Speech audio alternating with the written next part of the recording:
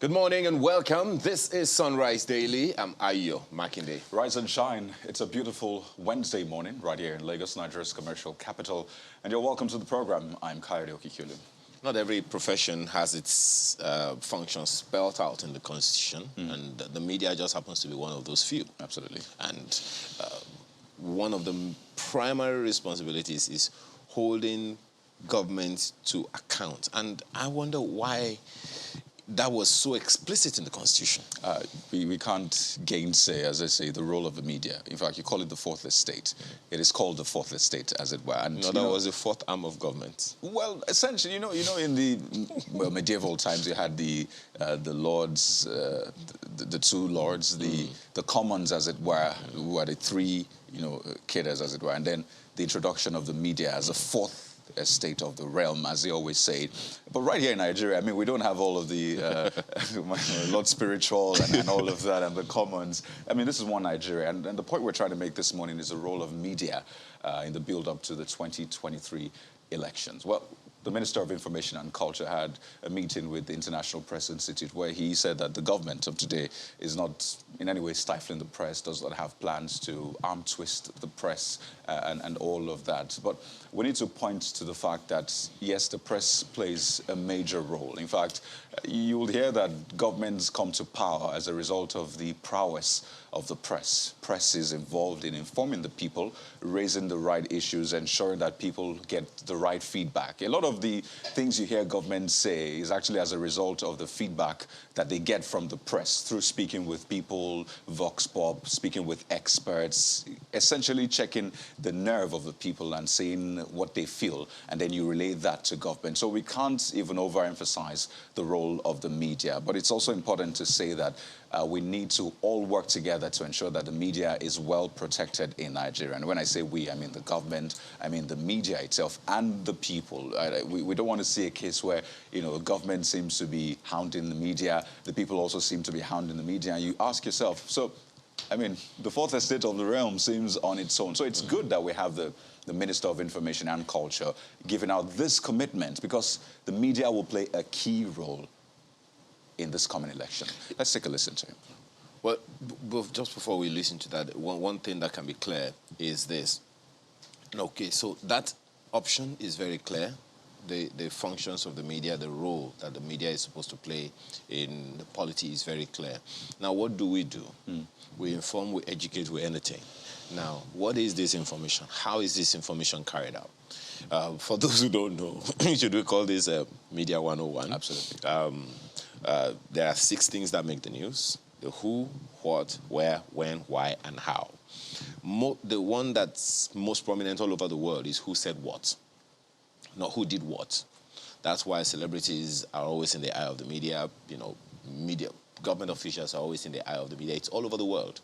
So you are literally reporting to the people who employed you to govern them every time you are in government or doing whatever it is that you need to do at any given point in time. So, as Kayode said, that commitment of government is clear there, but then it is one thing to hear it, it's another thing to experience it. Maybe we should hear it first. The government of the day in Nigeria is not a threat to the media, and that is not about to change. And that it is not about to stifle press freedom or deny anyone his or her constitutionally guaranteed rights. That statement remains true today as it was then. I even told the Congress that the Nigerian media have no reason to fear the government, and that if anything, it is the government that is at the mercy of the media. That too remains true today. After all, this may be one of the very few countries in the world where a section of the media can refuse to recognize popular sovereignty.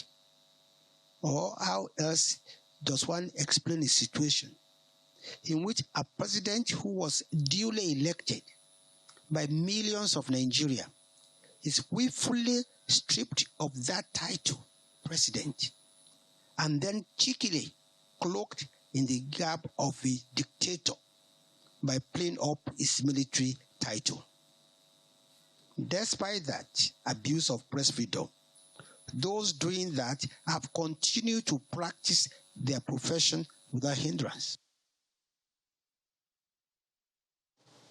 Well, that's the saying, and that's some perspective of government for now. Even the say had some, do I say innuendos? There were some underlying currents in that particular say. But when you say media, for example, people will always cast their mind to the social media as well. And we all remember what happened with Twitter, the banning of Twitter, how it took months. I mean, people thought it was going to take a few days, right? But this thing took literally months, close to a year before, I mean, eventually that ban was lifted. So, I mean, people would always, as you said, listen and wait to see, or at least judge from what they have seen in the past. So it's important, yes, to get these commitments, but to also see them in reality. But the point overall is to ensure that we all come together to ensure that we have freedom of media, freedom of press, freedom of expression, so we can have this democracy that we're talking about. And all of these rights, all of these privileges, all of these opportunities, they are extant in the Constitution of the Federal Republic of Nigeria. And why was it necessary for the Minister of Information and Culture to clear that? It's because of antecedents. We know where we're all coming from. Yeah. I still remember the botched Third Republic and the role the media played and how the media was hounded then. So if sections of the media see traces of that happening, it's only natural for them to at least raise these issues. This clearance has been made. Let's wait and see how it all plays out eventually, because everyone is watching. The media has a responsibility to hold government to account and let the people know, so that the people can hold their government officials to account. We'll take a look at the papers right after now. Well, let's start off with the Vanguard newspaper, and this is what you have on the front page. It's a very sad one. Plateau massacre. Bandits shot, beheaded victims in their homes. That's according to survivors. Say they were attacked through land donated for ranching. Ask government to resettle them, having lost their houses. Senators Dimka Dandu beg federal government to help survivors with relief materials. You see, don't spare or forgive perpetrators, Buhari warns security agencies. And, it's a very sad taste to start off this morning. But, I mean, this is a story, definitely. And, in fact, onto that, you have this one in red. Resign. Nigerians have shed enough blood. Northern elders tell Buhari. Page 8 of the Vanguard newspaper this morning. Well, amidst all of that conversation on insecurity, I mean, the race to 2023 is still very much with us. Presidency, PDP's aspirants ready to accept consensus candidate. And that's from Saraki. So for the past few days, there's been a lot of back and forth meetings, consultations as a result, or to reach a consensus, as it were. So page 5 should give more details. And you see this one, an update on the strike. NLC may shut down economy for 3 days. Do you wonder why? Page 8. Of course, is Mr. and Mrs. Sports on the back page. Mexico to use Eagles as training materials for Qatar World Cup. Oh, that's Vanguard Sports and Vanguard newspaper this morning. How does that sound cocky to me? Oh. Nigerian Tribune seems to ape a part of what the Vanguard newspaper leads with this morning. Insecurity, again. Northern Elders Forum asks Buhari to resign. Find that story on pages 2 and 16. Kaduna train attack. Terrorists asking outrageous ransom from victims' families. And perpetrators of Plateau killings must not be spared, says Buhari. Nigeria bleeding over banditry, terrorism due to lack of education. That's coming from ASU. And one is wondering exactly what is going on about that one, because it's like we're not even focusing on that, which is right there in our faces. But, the details you'll find on the inside pages of the paper this morning. Right below the picture, PDP zoning. We are not pursuing northern agenda, Saraki Tambuwal Mohammed say. Ugwai insists on fairness, equity, justice. Zoning committee submits report. Nigeria should avoid repeating mistakes of 2015 and 2019. That's ascribed to Peter Obi. Find the details on the inside pages, among several others this morning. Well, next up is The Guardian. take a look at the front page. Kaduna most hit as attacks on power plants, rail, airports peak. Still on insecurity, you see there. Kaduna experienced 5 train attacks, 2 airport attacks within 3 years. That's according to a report. Relations of kidnapped train victims gave federal government 72-hour ultimatum. I imagine that should be elapsing, or maybe should have elapsed. I think that was on Monday. Okay, so there's still some grace, I imagine. Military arrests security agents taking ransom to bandits in Kaduna, foiled terrorist attack. And Huriwa knocks Buhari over failure to rescue abducted Kaduna victims.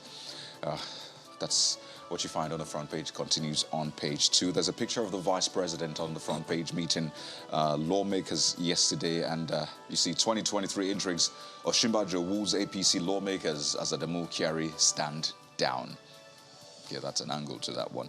There you see how Nigerians can learn from Adeboye's humility and patriotism. More details on the inside pages. By the way, I should mention this one. It's in yellow. Anger as FG cuts workers' salaries. Now, that's in quotes. Who's saying that? What's the source of that? Is that something? Well, page 30.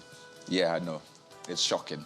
We're cutting it down below what the law prescribes or what? Honestly, I don't know. It cuts really deep, this kind of story. So more details on page 30 for context. Daily Independent is also talking about insecurity. Rising insecurity. Northern elders ask Buhari to resign.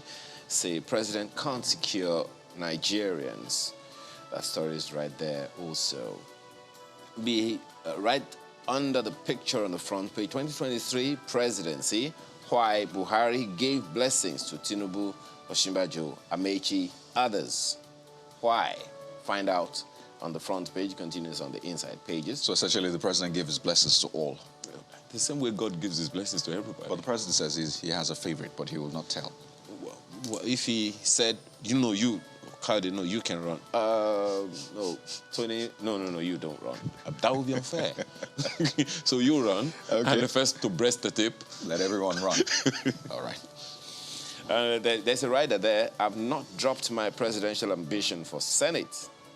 Well, Umahi, that's subscribed to Governor Umahi. Find out the details of that one on the inside pages. And there's this one, just this one, page 29. FG rejects 2021 National Press Freedom Index. No, 2021 World Press Freedom Index says Nigerian press among world's freest. I guess that's another basis, to the conversation we had just as we began the program this morning. That's the Daily Independent today. We'll take a look at the Leadership newspaper. The Leadership is heavy on politics this morning, and it focuses on 2023. You see, CSO's kick against consensus as mode of choosing candidates. It's not against the law. It doesn't mean you can't kick against it. Oh.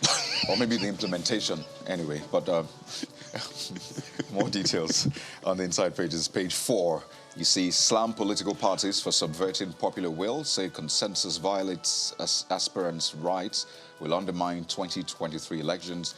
Consensus won't give you presidency. Yakasai, Sani tell Igbo. Somebody was saying, this consensus thing, if we can have consensus at the different political party levels, why can't we have consensus at the national level too? There you go. Just imagine, all the political parties come together and say, this is the... I mean, that's why we have elections, as it were. It's some sort of consensus reaching. Just imagine all the political parties backing down and saying, we're queuing behind this candidate. I don't know if that will be democratic per se, but hey, it's out there. Let's see how you receive that one. By the way, there's this one. Outrage over fresh 15% levy on Tokumbo vehicles. Well, Tokumbo is an expression in Nigeria that means second-hand or used, essentially. In case your name is Tokumbo, it's not you. I think it's literally translated coming from overseas. Yes. Oh, it's amazing, really. So yeah, there's that one as well. Well, a lot of people have been responding to that. And just one more. PMB asks National Assembly to raise fuel subsidy to 4 trillion naira for 2022, wants oil benchmark at $73 per barrel. I mean, oil has been doing quite well. We've not been able to latch onto that well-being, as it were. But hey, That's what we have on the front page of the Leadership. Nigerian News Direct picks up from that story of the oil price this morning. $100 oil price. FG raises 2022 fuel subsidy budget to 4 trillion naira. That's the lead of the Nigerian News Direct this morning, and the story is on page 2. Find out the details there. 6 Senate approval for fiscal expenditure adjustment cuts upstream JV fund by 200 billion naira, reduces oil production by 283,000 barrels per day, adds 161.40 billion naira to personnel costs, oh dear, provides additional 182.45 billion naira fund for police welfare. This is definitely worth delving into. Hopefully we'll be able to do that subsequently, but that's the lead of the Nigerian News Direct this morning and a number of other stories. Okay, right under the picture on the front page, pay TV tariffs hike. Stay action. Don't dare our country. Senate President warns multi-choice Nigeria. So that conversation is not over. Definitely not. That's the lead.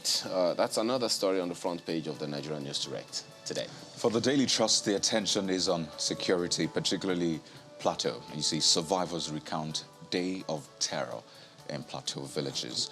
Muslims, Christians among victims. Assailants said they were after men. That's according to women, or a woman rather. My father was killed because he could not run. Now, that's a statement said to be from one of those who witnessed that. And another quote, invaders came from neighboring Taraba. Really sad past few days in Plateau. And of course that one about Northern Elders asking the president to resign is also right there on the front page. But take a look at this one. Barred SIM cards won't be unblocked without NIN linkage. That's coming from the federal government. I know lots of people who can't make calls now just because their lines have been barred. And I mean, it's having a toll on their lives, their businesses. I mean, a ripple effect essentially. So I do hope that there are enough channels to ensure that we can get this sorted ASAP, because a lot of people rely essentially on their mobile phones for their livelihood. Especially since our lives began to go increasingly or incrementally digital. And I imagine a lot of people thinking, maybe I should have stayed off this, mobile phones. I just stayed the old school way. Well, you have to move with the times, really. So the president, or rather the federal government, is vehement about this, saying you have to link it before you are unbarred. So that's the Daily Trust newspaper. It's also a concern as to why the same issues of security continue to stare us in the face despite all of these brilliant conversations. The Daily Times newspaper is, by directly or indirectly responding to that story, NEF asks Buhari to resign over rising insecurity. Find the details of that on the front page. Continues on page 2. NEF asks Buhari to resign over rising insecurity. Says president's leadership has proved spectacularly incapable of providing security over Nigerians. That's it. And right above the nameplate, Nigeria will expand maritime territory without war litigation, ascribed to the president. Receives extended continental shelf project report. The details of that you find on the inside pages of the paper today. Well, New Telegraph has some interesting angles for you. First, with the ASU strike. ASU to government, adopt UTAS, meet our demands or strike continues. Says it's honorable for a federal government to replace IPIS with its homegrown solution. Warns government not to play politics with future of nation. Page 2. That strike started on February the 14th. Goodness, this is April the 13th. Literally, what? 2 months. 2 months. I don't know. Looks like it's business as usual. But this is not normal. This is abnormal on different levels. In fact, on all fronts. You should listen to the Minister of Labor and Employment, who says about this matter, it's above me. And in fact, you should listen to go to channelstv.com. That story is there. You'll find out some very interesting angles to it. And I'm wondering, is it that the different ministries are working at variance when we're supposed to be working together? He says he's a conciliator. He can only do as much. I don't think it's fair to be talking, 2023, all the back and forth, when our schools are closed. I mean, we're talking about our future here. And you know what?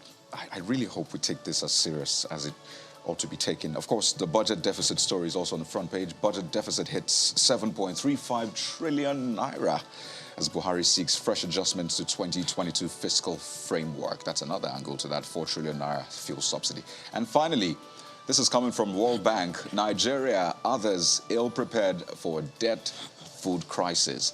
Plans $1.5 billion support for Ukraine. So very, very tricky days ahead, definitely. And we need to brace up. Absolutely.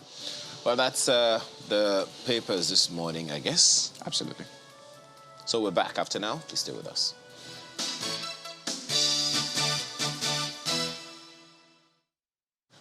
Well, this is definitely something that is very, very concerning and disconcerting. Some investigation have revealed some very, very painful facts. In last year, middle of last year, about June, there was a report that said, according to an investigation, we had about 130 national grid collapses, whether partial or full, 130 between year 2000 and year 2009. And another report, also quoted us having had 206 collapses between 2010 and 2019. Now, one is wondering, are these facts that are unknown to us? And if you dig in, and this information are from the SO with TCN, the system operator at TCN. And so one is wondering, if these things continue to happen the way they are happening, are we ever going to get to the end of it? It's interesting you mentioned the system operator, which is responsible for essentially managing, that section of the value chain of the power sector, the transmission, the grid, and all of that. And one of the roles, I should say, of a system operator is security. And with this recent collapse that we had, which has been blamed on vandalism, sabotage, and all of that, raises a question of security. Yes, the minister in the statement talked about a SCADA, certain system that is meant to, that's SCADA, which is meant to ensure proper monitoring. These are systems deployed for different infrastructure like pipelines, in this case, the transmission lines. And first question that hits me is, how come we didn't have this in place in the first?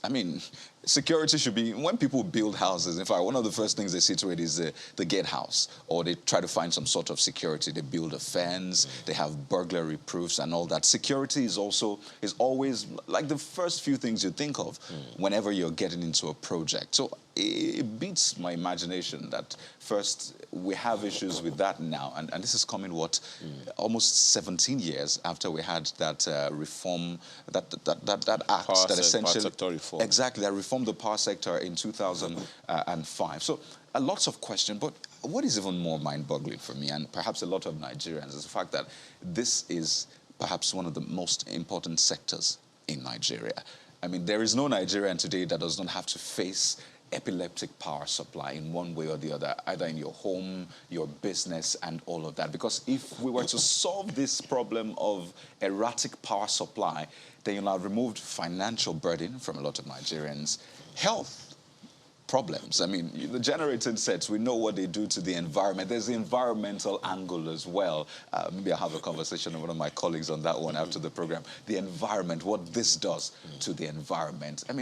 A lot of things you essentially take off the neck of Nigerians. So it beats imagination that decades after, we're still grappling with this all-important sector, the power sector. And perhaps another angle to this, just as you said, we are greatly endowed. We don't have the kind of weather challenges that other nations have. We don't have cyclones. We don't have what's that one? Tornadoes, hurricane this, hurricane that. You know, we don't have all those things. We don't have typhoons, but we have good weather. We have the sun almost all the time, and guess what? We flare gas freely.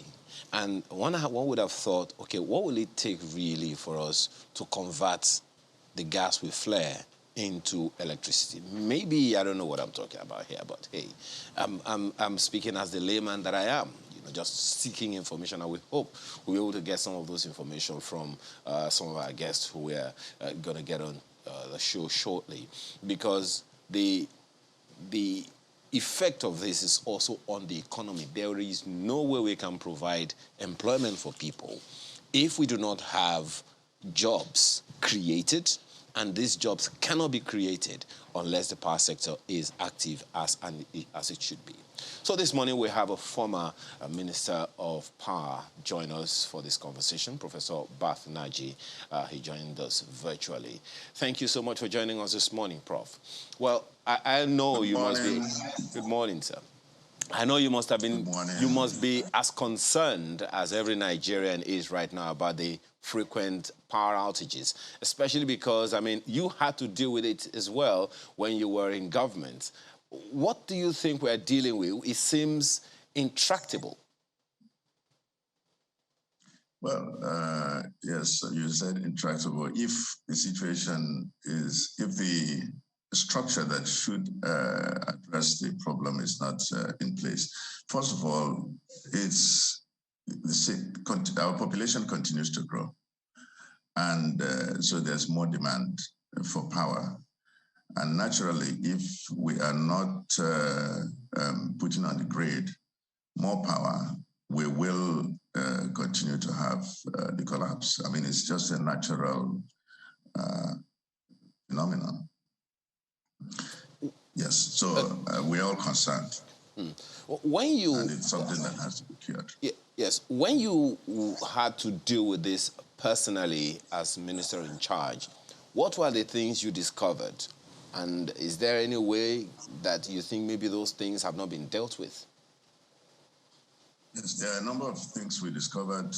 One, if the transmission line is not constantly cleared and properly maintained, then when there is just foliage and the tree kills over, like if there's wind, it can cause system collapse. If we don't have some amount of power that is used as spinning reserve, so that you use such power for balancing. During our time, what we used part of Egbin power plant, about 320 megawatts of Egbin, as a spinning reserve, such that if there is issue somewhere, then you can call up the power. But the system still also pays for the power. The lines must all continue to be in good order. So maintenance is a critical part of it.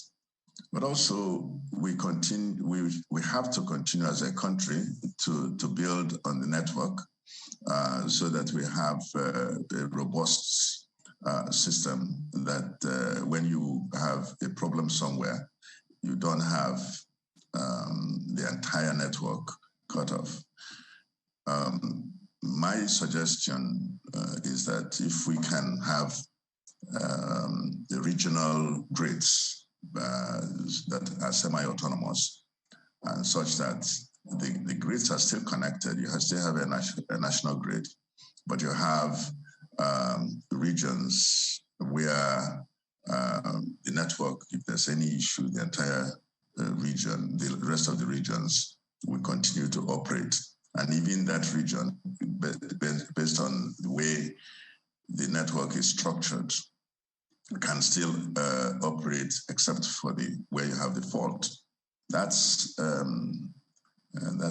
how it is in a lot of countries. In fact, there are some countries where you have hundreds of small networks connected still to a national grid to import power, especially where the power plants are not embedded. Another solution is, of course, the one that we have in Aba, which is a wholly autonomous, reasonably autonomous power utility, has embedded power plant within the distribution network. Right, Prof. So, I mean, you've proffered, I think, at least 3 solutions now, and this is coming to add to other solutions that have been proffered in the past. But seeing that you have, I mean, you're experienced in the system, as it were, both as a public servant and even the private sector, why do you think it is difficult to implement these solutions, which seem, I mean, simple, doesn't sound like rocket science? So why is it difficult to implement this for a sector which is as important as a power sector? Well, I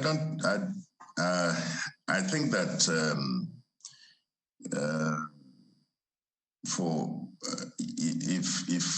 if I begin to look at what's happening now, I can't, because I don't know. It's always never good to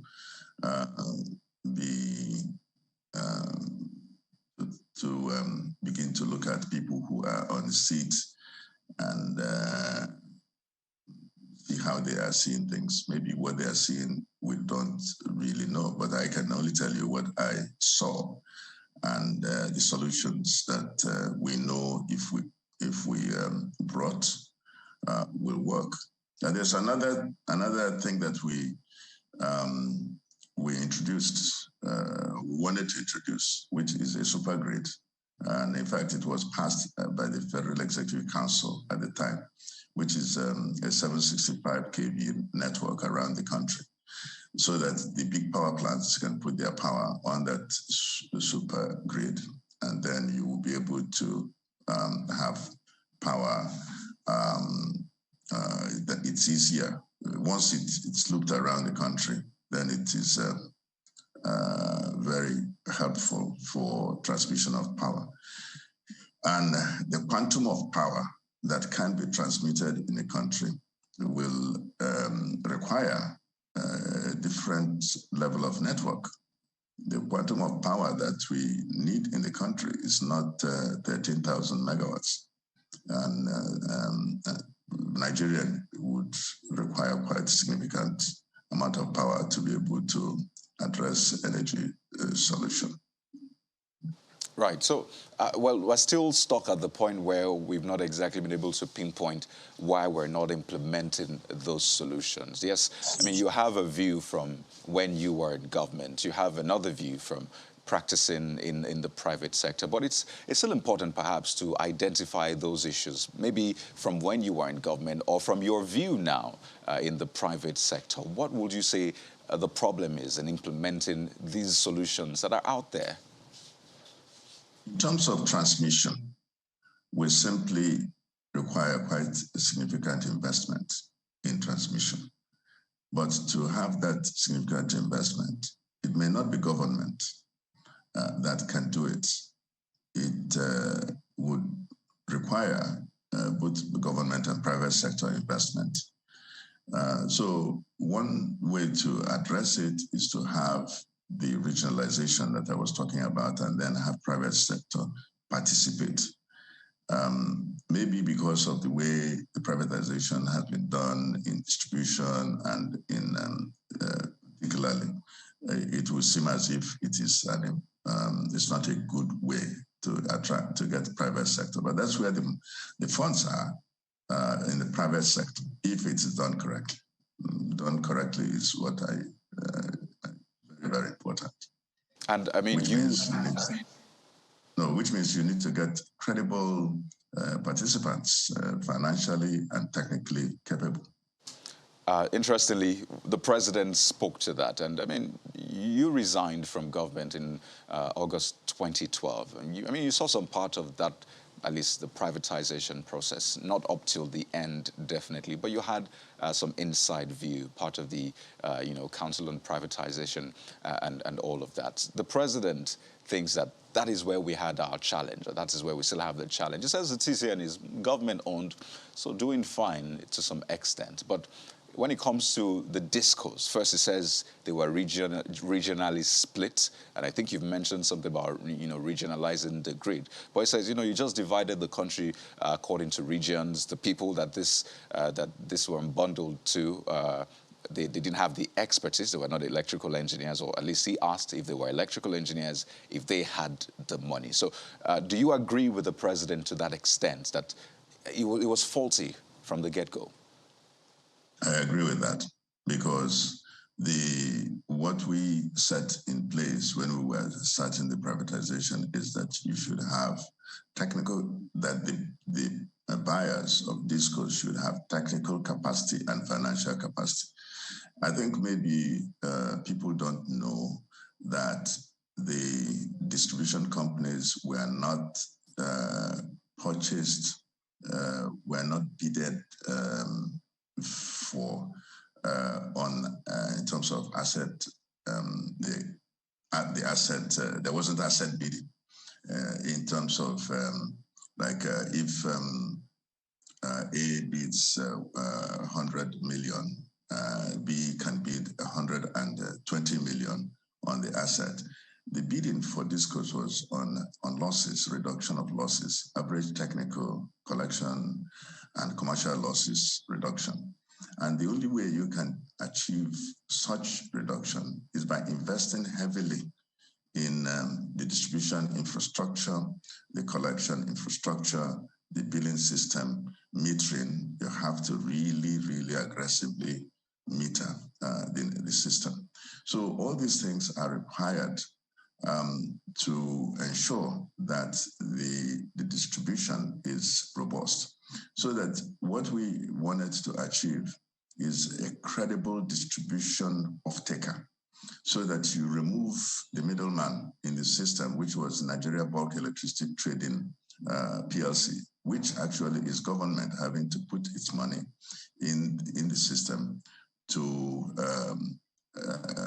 kind of ensure that that if distribution companies don't pay, that you pay generation companies, which means that the government pays generation companies. So the intention was to have a direct handshake between generation companies and distribution companies. But the only way that can happen is if the distribution companies are creditworthy. And the only way they could be creditworthy is if you had technically and financially competent discourse. It beats my imagination. Essentially, that wasn't achieved. Okay, but this was meant to be, a good thing. This came, and a lot of people thought it was going to end the power problem in Nigeria. But it's sad to hear that it was sort of mismanaged. And I wonder, is that why you resigned at that time, or another reason? Well, that's a major part of it, because one could constitute himself a cog in the wheel.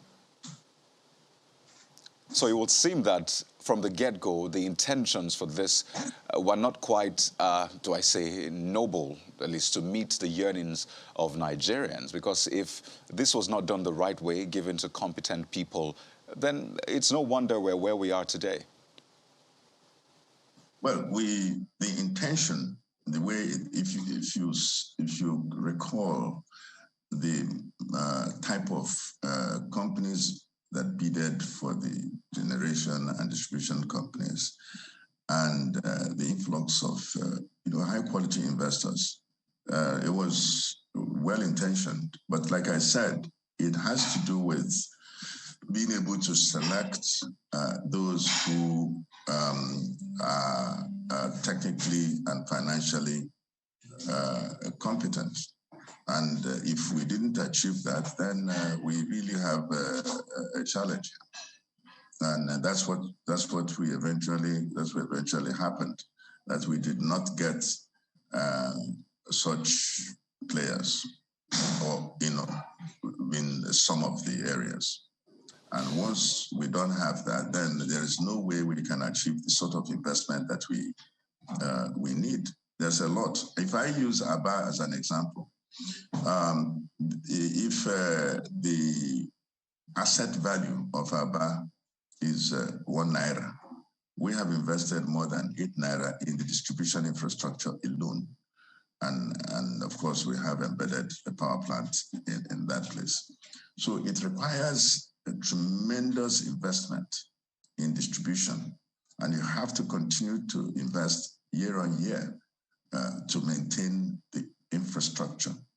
That's really just what it requires. So what we wanted to do in distribution handoff to private sector was to have such investors, not merely investors that would borrow their money from the local source, but to be able to attract investment from outside the country, so that we would be able to not totally rely on what we have locally in terms of the government and the local banks. Well, it's sounding to me a little that you are suggesting something that I think was the president of the Senate that also suggested it, that maybe we need to renegotiate this whole process so that we can smoothen out the rough edges and all of that. Because just as you have said, TCN is fully government-owned, GENCO's fully private sector, and DISCO's government and private sector run. And there are those who will wonder if that is not where we are having problems. One of the things that's been touted as being responsible for the grid collapses, whether total or partial, is because of what they call load rejection. And I wonder what that meant. That DISCOs would be rejecting load from maybe the TCN or the GENCOs, and load that cannot be stored. So, and you have also listed some of the challenges that DISCOs themselves have. Is it a capacity problem here now, or an administrative problem, or what exactly is the issue with the DISCOs that they will be rejecting load that Nigerians really do need? If a DISCO is doing estimated billing, then load rejection will continue, because what happens is that they want to bill that they would want to bill in particular areas on what they didn't really supply. So load rejection, and then if they didn't supply and rejected the load, then they have lower amount of energy to be billed, and which they have to pay for. So that's the load rejection. And so the solution to that is really improvement, a significant improvement in metering. If we achieve metering, significant metering, then there will be less load rejection.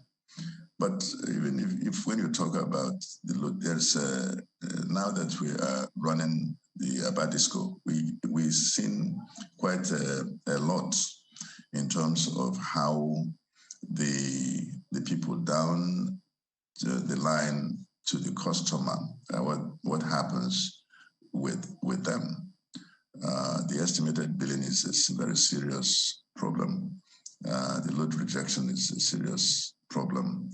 And then you have inability to restore power at a number of places. So a transformer might go out, and it will take quite a long time, sometimes months, and in some cases even years to restore. Lines may go out, all kinds of small problems that shouldn't exist, which is why we said we should get people who have financial capacity so that these things will be addressed. So the DISCOs, I agree that it's maybe some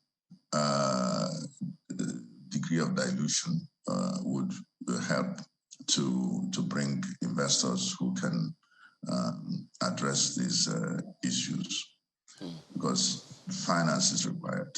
Okay. The government, of course, is holding a percentage of the shares, the equity position in this goes. Maybe it can give up some or all of its own. The private sector investors, whereby they can't raise the capital to do it, should allow themselves to be diluted. And that's just the way. There's no other way other than to have investment. Government shouldn't really be subsidizing discourse. The intention wasn't for government to be subsidizing discourse. Well, Prof, are you, by any chance, or would you, by any chance, call for a renegotiation of the entire power sector reform process that has brought us to where we are now, especially in the back of the ownership of the TCM by government and this percentage ownership of the discos? Even a constitution continues to be looked at by countries. So I don't see why an arrangement of this kind of arrangement cannot be looked at by all, so that the solution. I don't think that the people who are running discos don't want success.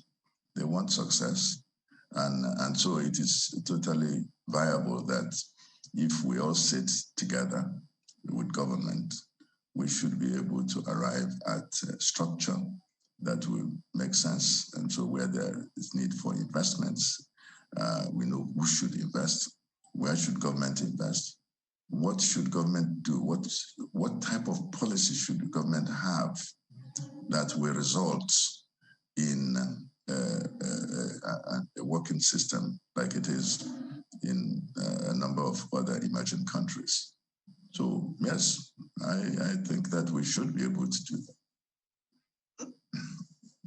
People, so a lot of people can relate when we talk about discos, because I mean they're the ones that interface with the people essentially, but they're just one part of the value chain.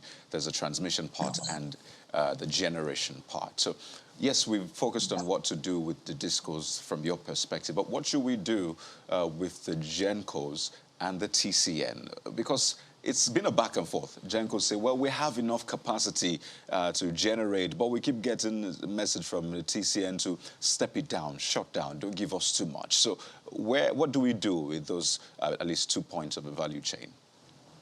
Well, on the GenCos side, I would say yes, the GenCos are trying, because the whole object of the privatization of GenCos was to have them increase the capacity of their installation. Let's say, for example, a power plant has 900 megawatts installed capacity, but it's generating 200. We wanted for that power plant to ramp up to that 900. That was the intention. And I think it is a profit factor that should drive that. Because if you have that capacity, you will do all you can to improve. And I would say that most of the GenCos began to do this, for those who could raise capital to do it. But it's still not enough. What you still need to have in more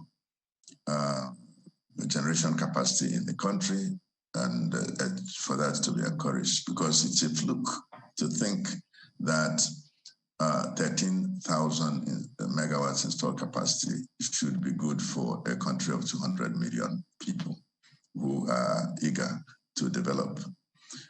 So there needs to be a program to increase capacity, like in other countries, even Egypt here, just a few years back, they were not very far from where we are, but now they have significantly increased their capacity, and they're here on the soil of Africa. So I think that it's important to be increasing capacity in generation.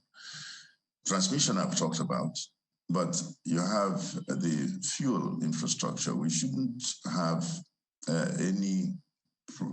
we shouldn't have problem with the method by which we are fueling the power plants. The gas ought to be continuously improved on so that even the recovery of flared gas will help quite a lot. So you have the gas, you have the power plants, and then the transmission infrastructure, when that needs to be looked at. So this way, when generators generate power, the transmission should be able to wheel the power to distribution companies with ease. These are Right, so we're due for a break in a minute, Prof, but I'd like you to quickly touch on this, then we'll continue after the break. The Ministry of Power talked about this supervisory control and data acquisition mechanism, essentially, that is meant to help secure, or at least monitor our grid and all of that. The question is, if this is really vital to security, because now we're blaming this on vandalism, why didn't we have it in place in the first place? Because I imagine this should have been, in fact, the first few things we'll do in trying to ensure that we have a stable grid, wheel the power the right way. But we'll go to break now. And when we return, we'll try to get your insights so that, especially because you've also been involved in some, power projects, essentially. You talked about the ABBA. So let's know how this should be done. In fact, you know what? Let's take your response, Prof. Then when we come back from break, we'll talk more on that. So what do you think about this SCADA? Why didn't we have it in place in the first place? The SCADA is very, very important in any network because that's how you are able to remotely monitor what's going on the network. So it also helps with reduction in pilferage, power pilferage. In ABBA, we have that. So in our small network, we have it. You have to have it. So it's an absolute requirement. There's a intention for the country to get, as part of the Siemens initiative, I think that's part of what should come with that. But of course, I'm not sure the status of it, but it's all part of what Siemens should have brought to support the network. Well, Prof, the question then would be, why didn't we have it before now? You'll deal with that when we return from this break, Prof. Please stay with us. Thanks for staying with us. We still have Professor Bath Naji, former Minister of Power, with us this morning. Prof, you were talking about the SCADA and how important it is. Is it something we've ever used before? Why didn't we have it before now? Well, I don't know exactly why it was not.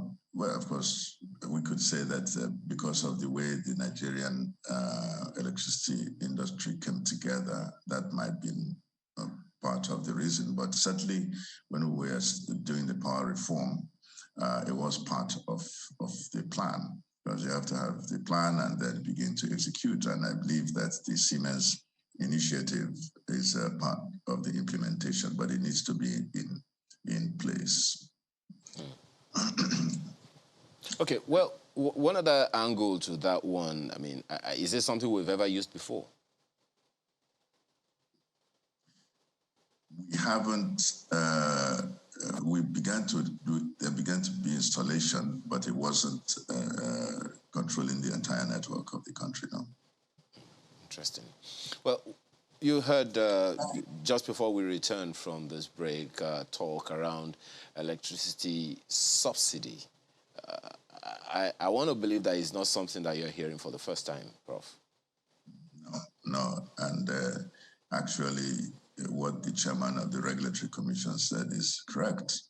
Cannot run the system on life support.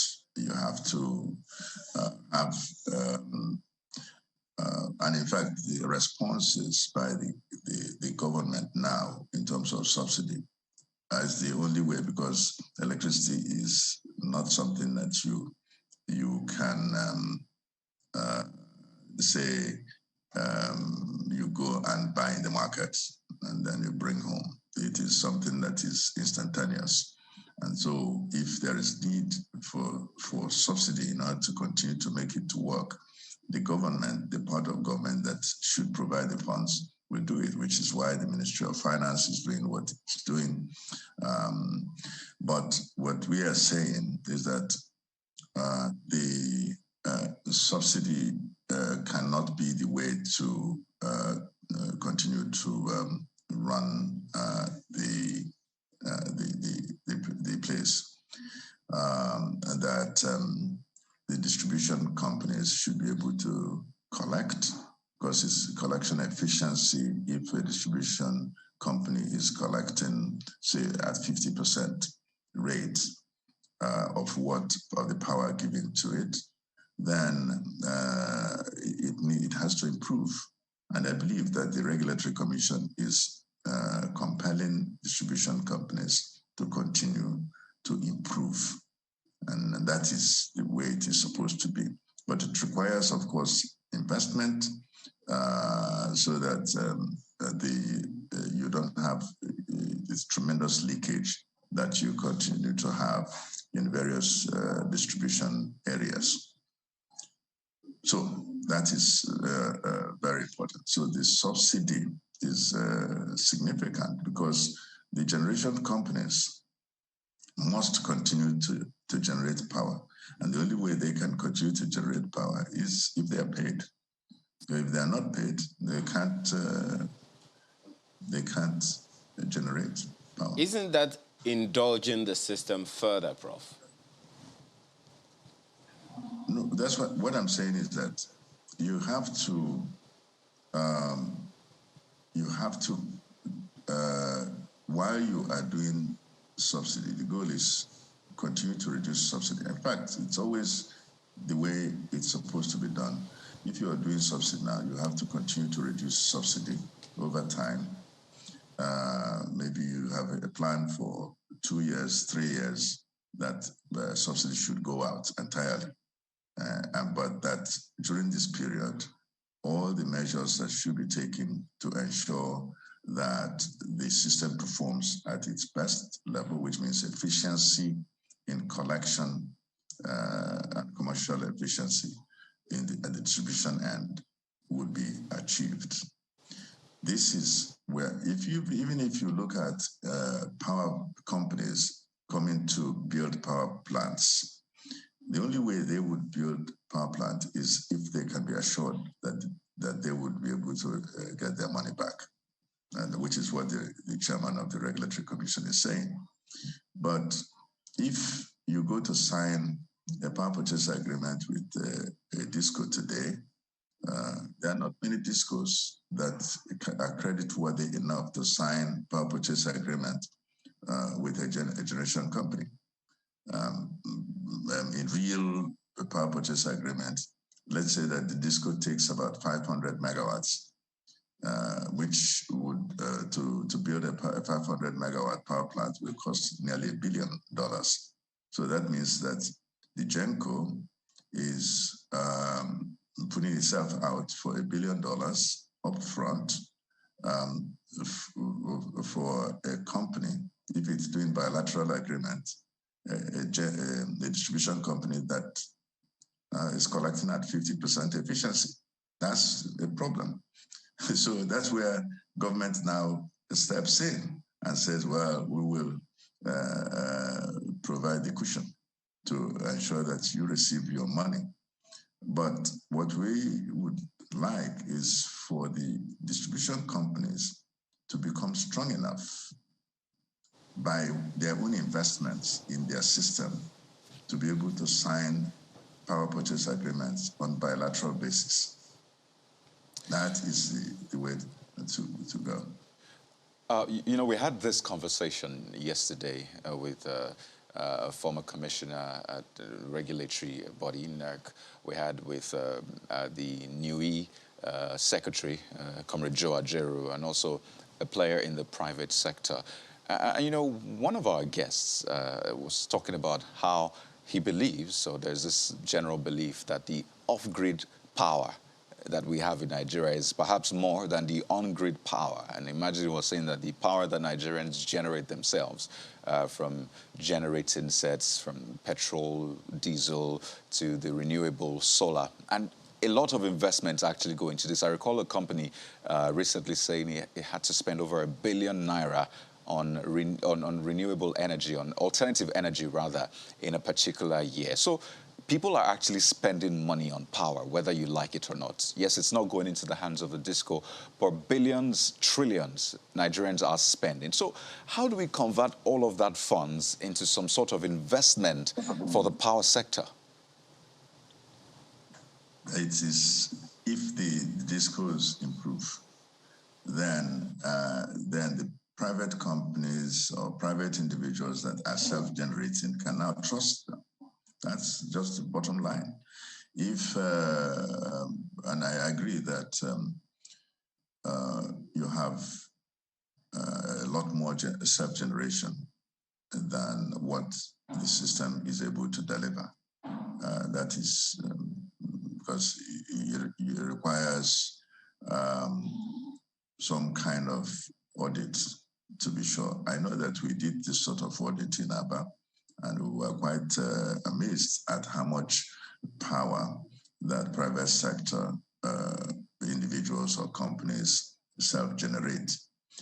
And so what we need in the country is to just have an initiative to ensure that the distribution companies are able to improve, and that the generation companies will be able to ramp up and be able to generate more and more power, and there'll be investment, and the system is confident enough to allow bilateral agreements. Because if we now say that government should provide the sort of guarantee, that's significant. We should do some guarantee. Government should do some guarantee, but private sector can have bilateral agreement, power purchase agreement between the generation companies and the distribution companies. This is essential to have. There's this willing buyer arrangement, and I wonder to what extent we can also tap into that. But, you know, I recall in 2012, you were also a guest this time on our sister program, Sunrise, and I think it was on August 18th, 2012. And your opening comments, Prof, you said that the power situation is improving across the nation. That was what you said essentially in your opening comments. And I wonder, what close to 10 years down the line, what word or what statement would you use to describe the current power situation in Nigeria?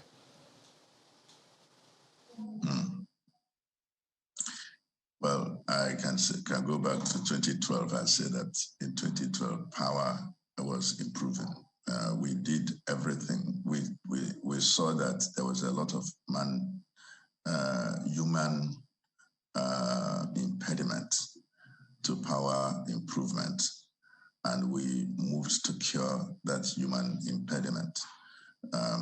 So the workers had to sit up, and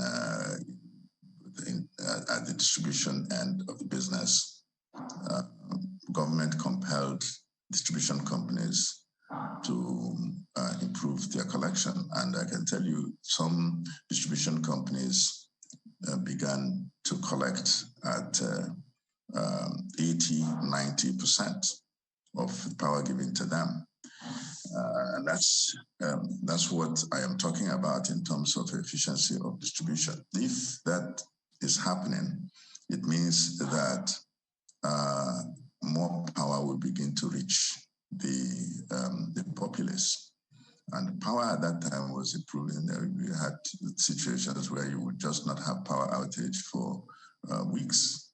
In some places, I can say it is everywhere.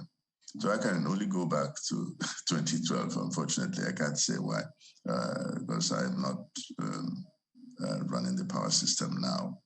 If you ask me about the Habayas, I can talk about the place, we expect it to be like. Well, you have been Minister of Power, you're still in the power sector, but let's talk about another kind of power, and that is political power. 2023 is a beckoning, and you have also thrown your hat into the ring. And one is wondering, this build-up, what are your thoughts, and what are the things that you have in mind? Okay, so you should say I was forced to throw my hat in the ring. Your hat in the ring. Yes, I was. The people were asking me to come and do this. Maybe it is my brother and colleague, Professor Soludo factor in play. So Anambra had an economist professor that is doing quite well, has done what it did in the economy of Nigeria. So they said Enugu has me, and why shouldn't I come out? I said, well, I have a company to run. They said, no, your company can run, but if you had put your system properly, that it should be able to run on its own. So you're not having a key man situation, which is true. We've done that for geometric power. But so when I wasn't budging, they went and bought their expression of interest form and the governorship form for me, and came and presented it to me. So there's a way that it will look if I just continue to say that I won't come out, and you have technocrats that may be able to help in improving things, and they are standing by the side, and they probably will be criticizing. So here I am. I've come out. Well, most certainly we'll expect a lot more from you. Now that you have been forced to accept, you will be forced to perform if you are forced to win. Professor Bafinaji. Yes, if I'm forced to win, yes. There are so many steps. There are so many steps in the process, and it is a very, it's not a more straightforward environment. Well, First, we have to do primaries, and then after primaries, then you have to do the actual election if you're successful. Okay. So there is no step that is not fraught with issues. Okay. But the thing I can say is that I know what to do when I am in any office. Every time I have been in the government office or the in academia, that's all I know. I use creative ways to address problems that I find in the system. Whether it was when I was in science and technology, I came to science and technology, and there was no ministry. So the Ministry of Science and Tech that you know today started from my hotel room in the Hilton, and we had to recreate the entire structure, stitch back the ministry departments that were thrown to various other ministries. Okay. And in a short time. So that's. Well, we can only hope and aspire that things will pan out the way everyone wants for a better nation for us all. Professor Bafinaji, former Minister of Power, thank you so much for your time this morning. Truly appreciate it. Thank you. Thank you very much. When we return from this break, we're still talking power, political power, but from a younger perspective. Stay with us.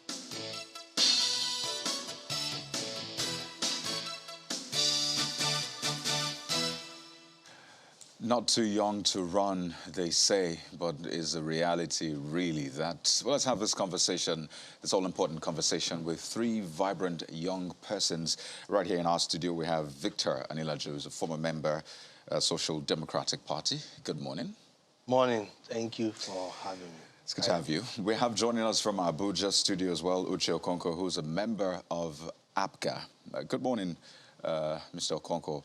And joining us virtually via Zoom is Hamzat Lawal, good morning, who is a founder, Connected Development Code, joins us via Zoom this morning.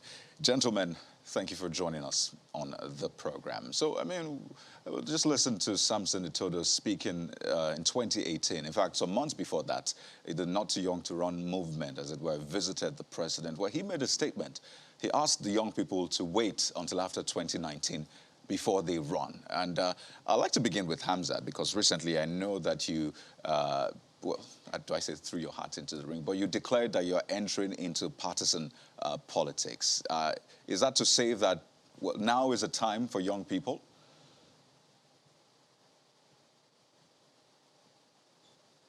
Well, building up on the Not Too Young to Run movement and how we ran an effective campaign to amend Nigeria's constitution to reduce the age to run for office. Building up on that, it has shown that the time it is youth o'clock. It is time for young people not only to run, but it's time for young people to lead. And for us, we say we want to see leadership with empathy, leadership that takes decisions that affect various constituency. And we want to see more young people with capacity, with competence and credibility who have built track record over the years. So yes, now is the time for young people. And I'm really excited that when you look at people who have thrown their hearts into the ring, both presidential, gubernatorial, and even legislative, both state and federal, we're seeing a lot of younger people who have built credibility over time and have track record. They have visible track record, have done well in businesses, in entrepreneurship, have done well in the civic technology space, even entertainment industry. We've seen a lot of people from entertainment industry coming into politics. And yes, at my 35th birthday symposium, I said I was going to play partisan politics, because in Nigeria today, politics actually decides everything. And we can no longer choose to be on the sideline. We cannot sit on the fence. We take a position, as young people. And the fact that we're taking position does not mean we would run. Some people would run, some people would not run, but some people would support the candidate. And for me, I'm committed to supporting a presidential candidate with 50 million votes. And I speak to you right now, I speak from the ground here in the Northeast, mobilizing and organizing young people ahead of 2023 election. And this is the time for young people to decide, and we're ready. So there'll always be questions about the game plan. And in fact, eventually we'll talk about some statements made about, the view of how young people are approaching 2023. But I'd like to know from your own perspective, before I come to our other guests, have you joined a political party now that you're in partisan politics? How do you plan to go about this? I knew this question would come when I have decided, because right now there's a lot of consultation and a lot of conversation ongoing. When I decide, I would come public, the same way I came public and say I would play partisan politics. I will come public and tell the Nigerian people, the political party. If and when I decide to run, I would come public again to tell the Nigerian people what office I'm running for. And I would hope that I get their support to win and to serve under any platform of my choice, as guaranteed by Nigeria's constitution. Right. So let's go to Mr. Okonkwo in our Abuja studio. He's a member of a political party. And from that perspective, I would like to pick it up with you. How should young people go about this, achieving this, not just not too young to run, but at least not too young to lead eventually? You're a member of a political party. Must you join a political party? Can you stay on the sidelines? Can you do it from Twitter? How do young people need to go about this? Thank you very much for that question. There is no particular way to say that the youths should be able to go about getting involved in the political arena. You mentioned about joining political parties. Of course, if you have intention to run, like myself, being an aspirant of the All Progressive Grand Alliance, running for Federal House of Representatives, Demili North and South, I have to look into the perspective of what political party would be able to give me that reach, give me see that engagement possibilities and also seem dynamic, to those that are also other aspirants. And of course, we saw from the gubernatorial election with the victory of Professor Chukwuma Soludo and the support in which we gave him, that APGA was able to bring itself to prominence against other parties. So it was a good choice. So that choice came from consultation. But if you also look at avenues of social media, a lot of young people get involved on Twitter, on Facebook by promoting their preferred candidates, by promoting other aspirants, by promoting those in which they feel are able or should be given the opportunity to lead. And that's an avenue that can go a long way because, of course, we're in the 21st century, we're in a social media era. A lot of people get to look towards social media for knowledge, for information, and that helps to pass this information along and spread the awareness to others. Also, when you look at the political arena, a lot of people, especially those that have been in it, usually put together groups, support groups, put together ways of raising funds for candidates or for aspirants, and that can help as well because, of course, it's not an easy feat to run for a political position in Nigeria, but nonetheless, whatever support that can come, from the youths, it makes it more resonating to others that yes, the youths are very much interested in having a voice in government and also having a voice in how things play out within our nation. So let's bring this to our Lagos studio, Mr. Nilaji, and get your opening comment. So you were a former member of the Social Democratic Party, and it's been said time and again that political parties in Nigeria don't quite give enough room for young people to soar, as it were. Yes, they have the youth leader, but they say that's the best you get. In fact, sometimes you see youth leaders that are not youths, in quote. But you go on social media and you see that the same young people actually campaign for those political parties, those candidates that they say aren't young people. So really, young people have that power. So is it a question of whether they're using that power that they have or they want that power to be given to them? Okay, so Coyote, thank you. Ayo, thank you for having me in the studio today. Where do we start from? Let's take it from what is currently happening right now in Nigeria, right? We are faced with insecurity. We are faced with election coming next year, February. We are faced with unemployment. We are faced with hunger. We are faced with youths that are even trying to live to see 2023. And we are faced with some old politicians that have been in the center of politics in Nigeria for the past 20, 40, 60 years. Actually, the truth is, it's now for us as the young generation. This year, I'll be 40. So I believe and we know that we should start having leaders between the age of 50, 40s, and 30s to lead Nigeria because of the current challenges that we are facing. Insecurity.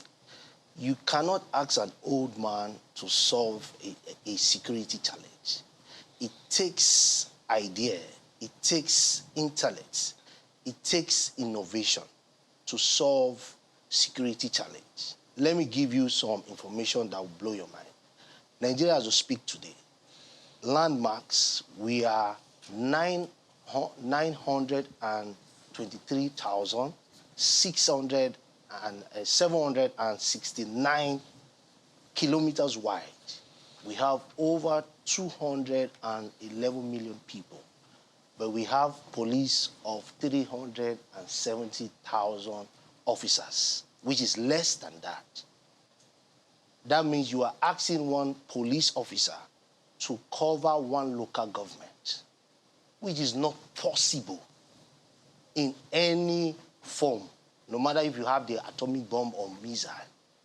it would take a younger brain that understands mathematics to solve the dynamics of Nigerian problem. We're not saying let the young people lead because it's our time. No. Is the solution to Nigeria's problem mathematics?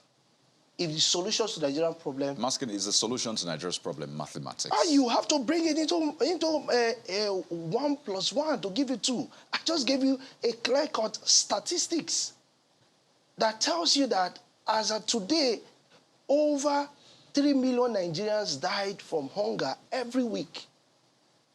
What do you need to do? And our problem is not food shortage. Our problem is food wastage. An old man doesn't know this. Can you repeat that statistics just again? 3 million Nigerians die every week from hunger. Where did you get that from? So we have been doing our own research, and we even find out that there are some things that if you check some of the international, like UN, their statistics, you will find out that it's not even in our own data. And we find out that there's an intention to cover up some shortcomings of our political leaders in Nigeria. Pardon me, Mr. Nilaji. So you say that that figure which you put is not our own data? Is it from the UNICEF? Is it from... It's our own FAO? data. That's what I'm saying. It's our own data, but it is not found in the Nigerian system. We have done our own research. I've been in this process. Like you know, I've declared to run for the office of the president. For like 10 years, we're doing our own internal research. Because if 3 million people die, Nigerians die every week, it's only a matter of time before all Nigerians You should die. ask, what is the birth rate? So tell me, what is the birth No, rate? no, you Weekly? you should ask. Because our population is, I mean, estimates. Some say 160 million. It's not 160. Some say 200 as of million. today, is 211 million. Whose figure? Whose figure? Whose figure is that? Whose figure is 211 million? Check UN. Just Google it. Population of Nigeria. Well, that is also, every data right now is Estimates, contestable for only one reason. We haven't had a census in how many years now? Since 2006. And this is something that we are thinking to go on this year. But, you know, that's not the conversation. Let me Yes, that's not the conversation. We'll come to other issues. This is where I'm going to. We'll come to other issues. I said that Mr. to let Nilaju. you know now. Sir, please don't let me learn. Because some people are misquoting it. They feel that we are coming in because we are entitled to. No, it is the challenge, the problem. Okay. If our leaders are doing well, I want to be a business person, simple. And that's what I've been for the past 25 years. The reason why I declared to run for the office of the president is because I want to solve the problems. Okay. The political issue is affecting my business. Okay. Let me ask Hamza. You know, a number of, what do I call it now, hurdles are there for young people to cross to be able to achieve this. And this is a conversation we're very interested in because it's about time. I've been hearing Children Are Leaders of Tomorrow since the 70s. And I still remember that song, but I've forgotten the name of it. I think it was Tosin Jagere who sang that song maybe in the 80s. Parents, listen to your children. They are the leaders of tomorrow, and it will seem like, who is listening to them now? So the question that I would like to ask you is around mentorship. There are those who believe that in order for young people to take the nation in their hands, they need mentorship. And the questions have been asked on this program several times, how that mechanism will come into place for young people to receive the kind of leadership mentoring that is needed to govern the complexities of Nigeria. So for me, I've always advocated for intergenerational equity and dialogue. I'm not for, let's retire all the older people, because come to think of it, you can't take it away from the older people. They have knowledge and experience on hand, and they've played politics for a long time. Some of them are even First or Second Republican politicians. So for me, let's have intergenerational dialogue, and maybe we can take a cue from mentorship, from businesses and entrepreneurship. And in politics, yes, they don't call it mentorship, they call it godfatherism. I think it's also open for debate if godfatherism is good or it's not good. But I think for me, one experience, an example I've really enjoyed over the years is, learning directly from someone like Malam Nuhu Ribadu, who is the pioneer chairman of the Economic and Financial Crimes Commission. Because I have been availed to resources under him. I've enjoyed his time and his mentorship and guidance with my work with Follow the Money. Yes, in politics, we need those kind of mentorship, particularly let it even be much more for women, because we know women face so many barriers to break through in politics and to climb through the ladder. So yes, mentorship is key, but what is more important is intergenerational dialogue, intergenerational equity, where older politicians will see younger politicians as partners towards progress, where they can stand side by side, shoulder to shoulder, to move Nigeria forward and see young people bringing a value, to this political change and the changes we want to see. And we also recognize the role of older politicians in transferring knowledge, knowledge that are useful to us. And then we bring in skill, bring in, a mass number of people to galvanize the kind of action we want to see. Because you need mass mobilization of people to actually get things moving and things working in Nigeria. When you look at all the social crises, every hand must be on deck. And I agree, yes, we need mentorship, but most importantly, we need godfathers that understand the value of young people and also to support them to strive and grow while allowing them think independently and respecting their thoughts. Let me ask Mr. Okonkwo that same question of mentoring before we take on some other issues. I'll still want to take you on, Mr. Lawal, on the regional peculiarity of young people everywhere. But Mr. Okonkwo, on this issue of mentorship for young people, what is your take? Do you think we even have it? Is this something that is necessary or important, given that the generational gap is there? Consequently, the generational complexities are also there.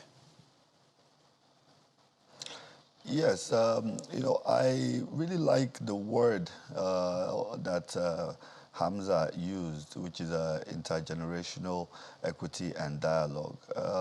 But there is a gap, and that gap has also been brought about by things like nepotism or favoritism. And it should not be so, because you have the opportunities for young men and women that can be mentored by the great leaders and politicians of our time and the past. But maybe because of lack of access, they're not able to get these privileges, they're not able to get these advantages which they can further use to transmit the message of youth involvement in politics. Now, we need to be able to shrink that gap. We need to be able to close that out and give opportunities to more of those that are not able to have perhaps a godfather or have a mentor. The thing about it is that I actually don't like to use the word godfatherism, because it seems as an entitlement. But of course, in this part of the world, that is the word that is used. But I would prefer in this case, that we, stick with the ideology of having a mentor, having someone that can be able to guide in the proper things that can be done. And then, of course, we as a younger generation that has been given the suitable education, that has gained some sort of experience, also those that have had business experience and success as well, they should be able to come into the political arena and have that dialogue with those that have been there, because sometimes you find out that in order to know where we're going, we need to know where we're coming from. And a lot lot of people within our generation do not know some of the history in which has either embattled us or brought us to this position. So if we can know that from those that have been there, it is very, it's a better situation for the younger ones to be able to, prefer solutions, to be able to come up with ideas, to be able to even have more of an interest in participating in the political arena. So that idea of mentorship is very, very important, but we need to really close the gap and make things more accessible for those that are very much interested.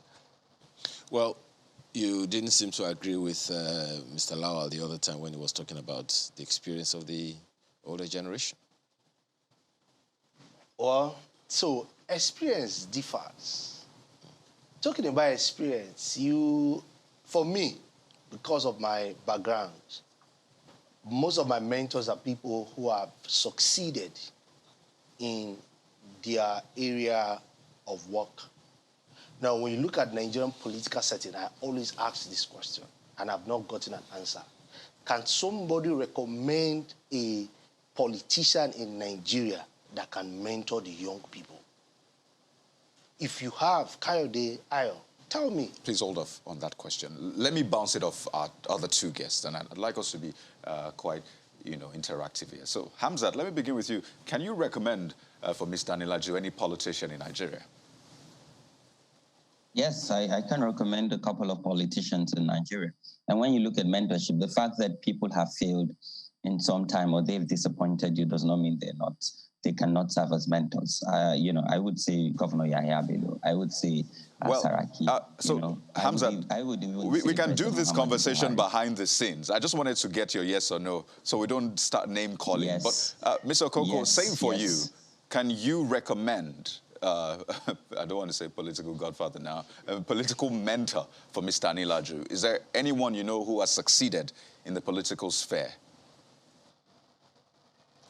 Oh, of course. There are actually so many actors that are in the political arena that have succeeded in being mentors to young politicians and young aspirants alike. One of them is my governor, Professor Coming again, Mr. Okonko.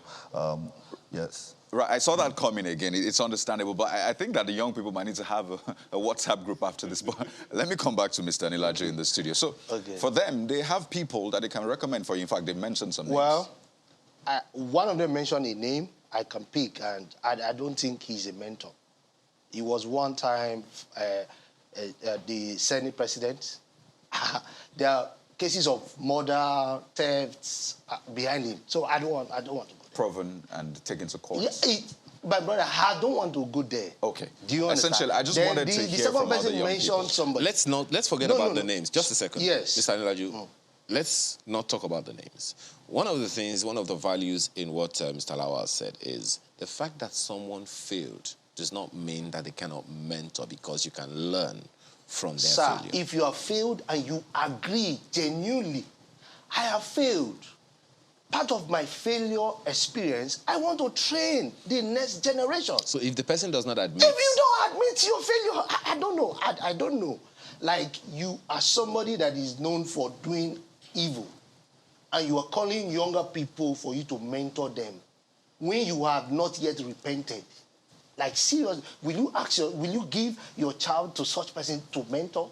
But if the person come out openly and said, I did this wrong, I did this wrong, I said this wrong, I implemented this plan that didn't go out well, I want to guide the next generation so that they will not pass through they will not do the same mistake I made some years ago.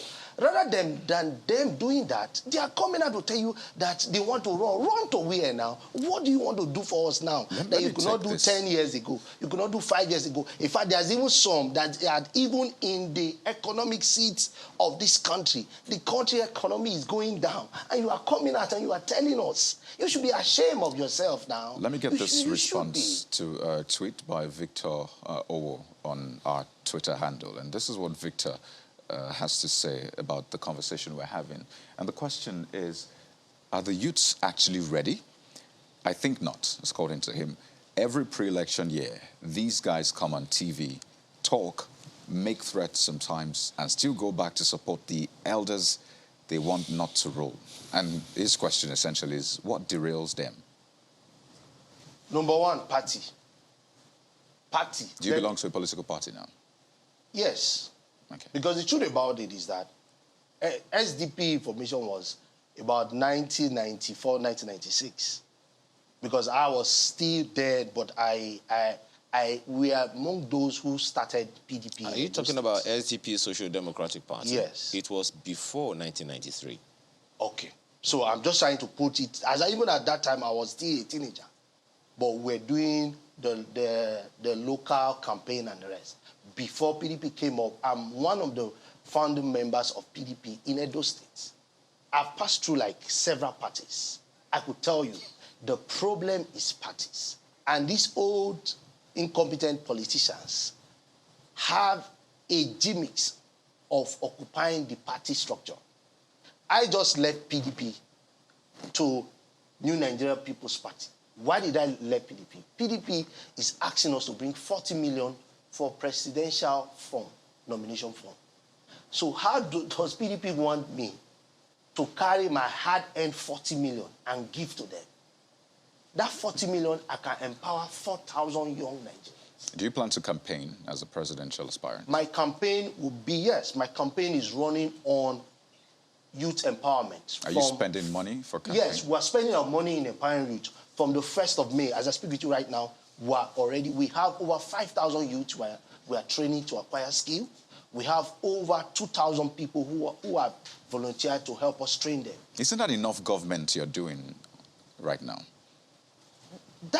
Because the truth about it, sir, for Nigeria to work today, we need at least 2 million young Nigerians that we sacrifice their life to say, I am going to work the next 30 years of my life to see Nigeria working. If anybody comes to tell you, I will do this and do that, it will not work. What we need people that will be cut out. They are going to be like an army or a squad that will say, in this next 30 years of my life, this is what we are doing. And that is what I am doing currently. Okay. What I'm training the young Nigerians that will build a new Nigeria for us. You know, I was going to ask how you're raising the funds to do what you're doing. Yeah, it's crowdfunding. Okay, but you will not crowdfund to buy a ticket? Or I will not crowdfund to buy a ticket, but I've some entrepreneurs, some of my former classmates have called me and told me that they are working out some modality to buy my nomination form. But I've said it. I will not put 40 million naira to buy nomination form. Now, let me even shock you. The party I went to now, New Nigeria People's Party, just announced to me some days ago that theirs is 40 million. Okay. Theirs is 30 million. Okay. So that's sorry, I want you to learn. That's I'm sorry, we really don't have so much time, trying to Mr. push Anilaju. the young people with idea away from the party. So when you join the party, they come out with some ridiculous amount of nomination form. Okay, all right, Mr. Anilaju, that also raises another issue, Mr. Lawal, of funding by the young people, or funds available or not to young people. There are those who contend that the demands, or rather the requirements for buying a form or being a part of the process it's a major inhibition for young people to get into politics. But that's where we find ourselves now.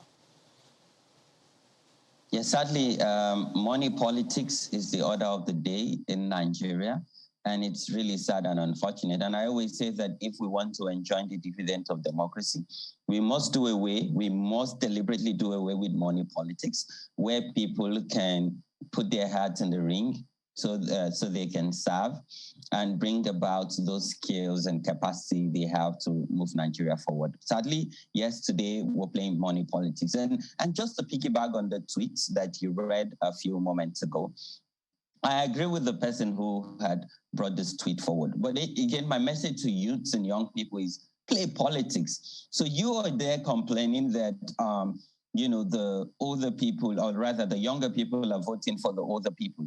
We would only vote for whoever the political party presents to us.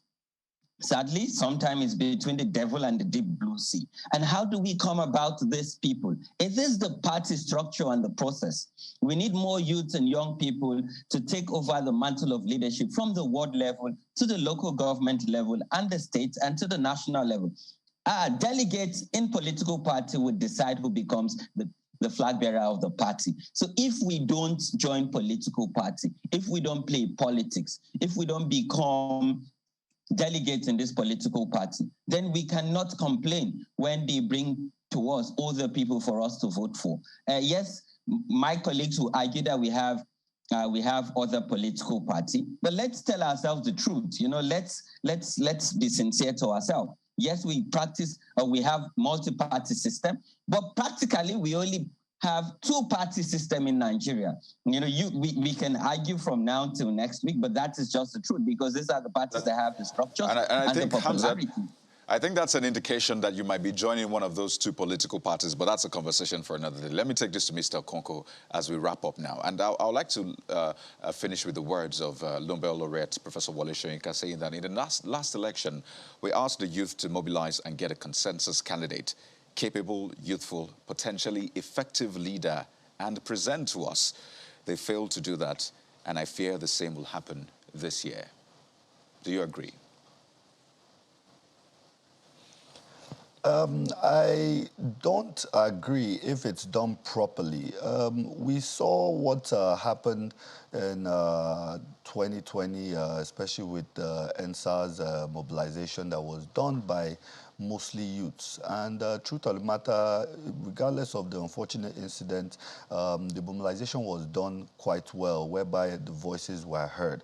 So if those same notions were used towards mobilizing youths in a proper way, galvanizing them, informing them of what they're getting into, and they're actively ready to participate and be involved, then I believe that you can be able to come up with a consensus candidates that will be able to step forward, carry on and carry forward the mantle of the youths, and then also, like I said earlier on, with some mentorship, with consultations, you know, from those that have already been in the political space, then we can be able to get things right.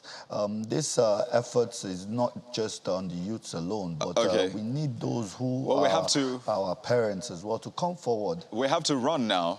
Really, our time is fast spent, but you know what they say, he who fights and runs lives to fight another day. So this conversation is far from over, but in the meantime, I'd like to thank you so much for your time with Okonkwo, member of APGA. We've also had Hamzat Lawal, founder of Connected Development, who's into partisan politics, and finally, Victor Anilaju, former member of Social Democratic Party, now member of the new Nigerian People's Party. Gentlemen, thank you so much for your time. Thank you for having us. Thank you for having us. Well, that's where we anchor today on the program. We'd like to thank you so much for sending in your comments. I'm sorry we weren't able to take all of them, but we'll do in due course. I'm Kayode Okikulu. I'm Ayo Makinde. Have a wonderful day.